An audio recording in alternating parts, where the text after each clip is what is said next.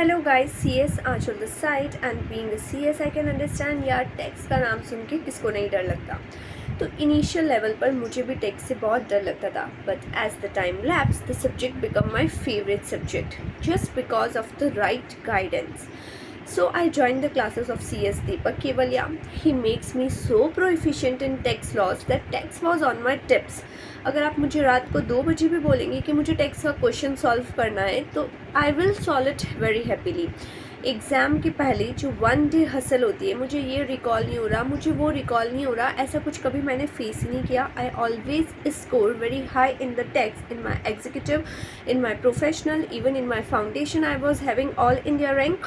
So I will tell you that text is very easy if you are under the right guidance. Choose it wisely. जिस तरह से वो पढ़ाते हैं, उनकी लर्निंग टेक्निक्स, उनके शॉर्ट नोट्स, उनके नोट्स और जो प्रैक्टिस वो आपको प्रोवाइड करते हैं, they will make you pro efficient. So don't waste your attempt. Get the good classes. Thank you.